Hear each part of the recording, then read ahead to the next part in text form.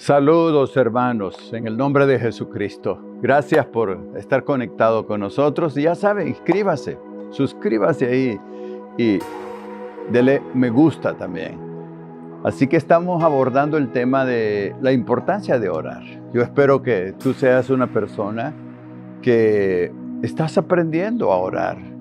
Y la única manera de aprender las cosas es haciéndolas. Es como que tú quieras manejar. ¿Y cómo vamos a aprender a manejar? Poniéndonos a manejar.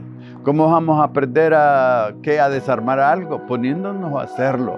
A veces nos equivocamos, si es cierto, pero hay que ponerse a hacer. Y tú debes de ser una persona que debe de apartar tiempo, hacer el tiempo para orar. Te estoy hablando de que orar es muy importante. ¿Y cómo debemos de orar? Bueno, debemos de aprender a orar conforme a la voluntad de Dios. Debemos de aprender a orar conforme a la voluntad de Dios. Dice la Biblia en 1 de Juan, capítulo 5, versículo 14 y 15. Y esta es la confianza que tenemos en el Señor, que Él nos escucha si pedimos conforme a su voluntad. Hay que pedir. Muchas veces nosotros oramos y le expresamos a Dios todo lo que nosotros soñamos, lo que queremos, lo que nos parece. Pero no debe de ser así. Debemos de orar. Haz una lista, por ejemplo, de todo lo que Dios dice por lo cual debemos de orar. ¿Sí? Haz una lista y ora por lo que Dios te dice, como Él dice que venga tu reino, que pidamos que venga su reino, que sea hecha su voluntad, que Dios envíe obreros por Israel. Y hay otras causas por las cuales debemos de orar, porque Dios dice que oremos y nosotros debemos de orar conforme a la voluntad de Dios, lo que sabemos que es la voluntad de Dios. Yo te pongo un ejemplo, es el caso de Daniel. Fíjate que Daniel era cautivo en Babilonia. Daniel era un israelita que había sido traído de Jerusalén, o sea, unos 1000 kilómetros más o menos de distancia. Y fue traído ahí estuvo por muchos años, desde joven, desde jovencito. Pero cuando él ya era un anciano, por lo menos unos 70 años,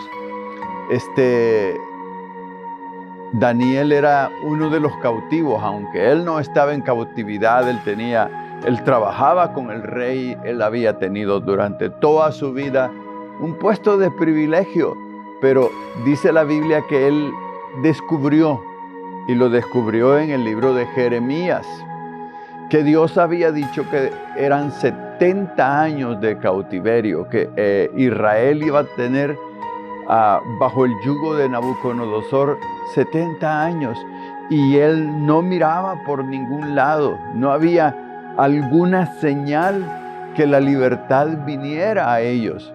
Pero entonces ahí es donde Daniel se dispone a orar.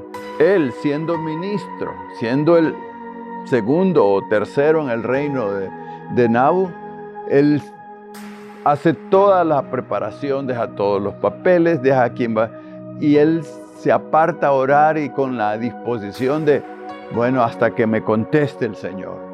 Y dice que oró, que se humilló y que clamó a Dios hasta los 21 días. Un ángel vino trayéndole respuesta. Pero ¿por qué la oración de Daniel fue contestada? Porque él estaba orando por algo que Dios quería, que Dios había dicho que iba a hacer. Quizás tú te preguntes o tú te digas, si Dios ha dicho que va a suceder, yo no tengo que orar para que suceda. No es, en la mayoría de los casos no es cierto, porque debemos de desear, de anhelar que Dios haga lo que Él ha dicho que va a hacer, y nosotros somos colaboradores de Dios, y vamos a impulsar eso. Por ejemplo, el caso de Daniel, que oró, Señor, se han cumplido los 70 años, que venga tu liberación. Y la liberación vino. ¿Te acuerdas, por ejemplo, con Elías? Dios le dijo a Elías, no va a llover por 3 años y medio. Y luego a los 3 años y medio, Elías, vete donde el rey y dile que va a llover. Y él se fue y va a darle la noticia al rey. Pero dice la Biblia que Elías se apartó, subió a un cerro. Estando en el cerro, se quedó allá a la mitad y le decía a su criado, sube y mira qué señala él. Y él se postraba, él se arrodillaba orando. ¿Y qué crees tú que oraba Elías? ¿Qué crees tú que pedía? Yo estoy seguro que la única oración que hacía era, Señor, tú has dicho que va a llover.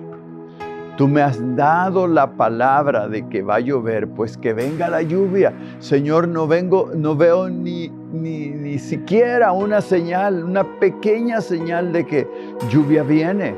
Señor, manda tu lluvia, sé fiel a tu palabra. Y 7 veces el criado tuvo que subir y bajar, hasta que en la 7ª vez dijo, Elías, veo allá a lo largo, en medio de esa inmensidad de ese cielo, una pequeña nube que se ve como la mano de un hombre. Y dijo Elías, prepárate que la lluvia viene. Se oye el ruido de lluvia y llovió. Pero yo digo, si Elías no hubiese orado por lo que Dios le había dicho que iba a suceder, no hubiese llovido. ¿Y qué? ¿Te acuerdas del pueblo de Israel? Dios había dicho, van a ser esclavos durante 40 años en Egipto. Van a ser esclavos y a los 400 años yo los voy a sacar en libertad. Y si tú lees la historia en Éxodo, no se tardaron 400 años, sino que 430 años. ¿Por qué? Porque ellos fueron liberados hasta que hubo una generación, hasta que hubieron personas que se levantaron a clamar, a orar. Dios, se cumplió el tiempo y aquí estamos en Egipto todavía. ¿Qué pasa, Señor? Y comenzaron ellos a clamar. Y a causa de su clamor, dice la Biblia que Dios los escuchó y llamó a Moisés, lo trajo a Egipto de regreso y ya sabes tú, Dios lo liberó como resultado de que había un pueblo que oraba. Yo te pregunto, ¿tú estás orando por las cosas que Dios ha dicho que Él va a hacer? Si Dios ha dicho a tu iglesia que va a hacer milagros, por ejemplo, que van a haber sanidades, que van a haber liberaciones, que va a haber un tremendo avivamiento y crecimiento, pues no dejes de orar. No dejes de orar por eso. Ora intensamente, ayuna. Dios te ha dicho a ti que te va a bendecir, que te va a dar cosas, que te va a llevar a otra. ¿Te lo ha dicho? Pues ora por eso. Quizás no has visto la mano de Dios porque no estás orando conforme a la voluntad de Dios. Y otro principio que quiero comunicarte hoy es que tu oración debe de ser insistente. Dios lo pone como ejemplo en Lucas 18, que había una viuda, había en un pueblo que había una viuda pobre que necesitaba que se le hiciese justicia. Y ella fue donde el juez, donde el licenciado a que le hiciera justicia. Y el juez la escuchó, pero la ignoró.